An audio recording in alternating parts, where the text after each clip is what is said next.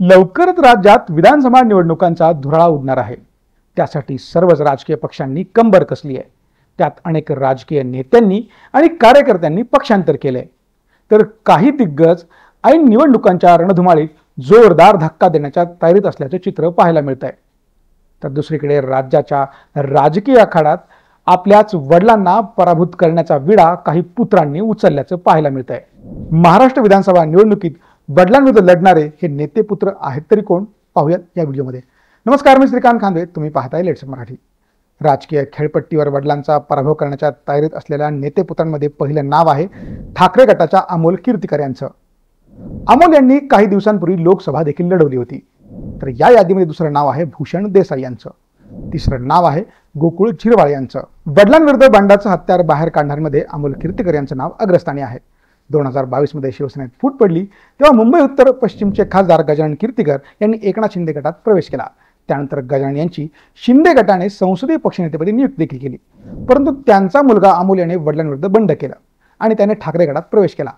नुकत्याच लोकसभा निवडणुकीत उद्धव ठाकरेंनी त्यांना उमेदवारी देखील दिली होती। मुलगा निवडणुकीच्या मैदानात उतरल्याने गजानन कीर्तीकर यांनी एक पाऊल मागे घेत माघार घेतली होती, कारण शिंदेच्या शिवसेनेने गजानन कीर्तीकर यांच्या जागी रवींद्र वायकर यांना उमेदवारी दिली।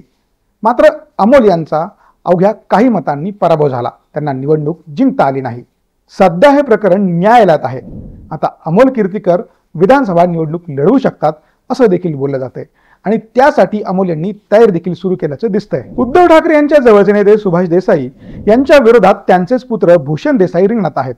भूषण यांनी मार्च 2023 मध्ये शिंदेच्या शिवसेनेत प्रवेश केला। त्यानंतर आता भूषण रत्नागिरी किंवा मुंबईतील एखाद्या जागेवरनं विधानसभेची निवडणूक लढवणार असल्याची शक्यता आहे।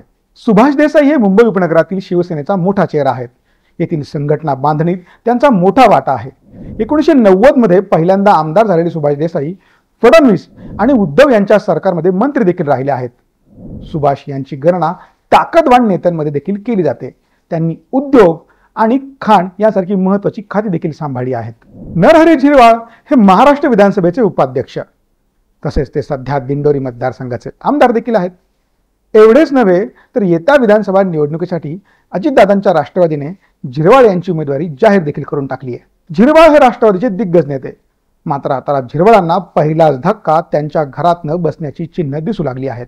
वडिलांची उमेदवारी निश्चित झाल्यानंतर झिरवाळ यांचा मुलगा गोकुळ झिरवाळ यांनी अजित पवार यांच्या राष्ट्रवादीशी संबंध तोडलाय आणि त्यांनी शरद पवारांना साथ दिली आहे।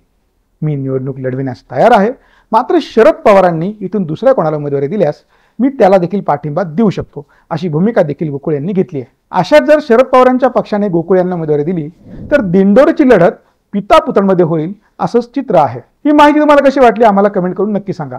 तसंच लेट्सअपचे असेच नवनवीन माहितीपूर्ण व्हिडिओ पाहण्यासाठी लेट्सअपच्या सर्व सोशल मीडिया प्लॅटफॉर्मला फॉलो करायला विसरू नका। धन्यवाद।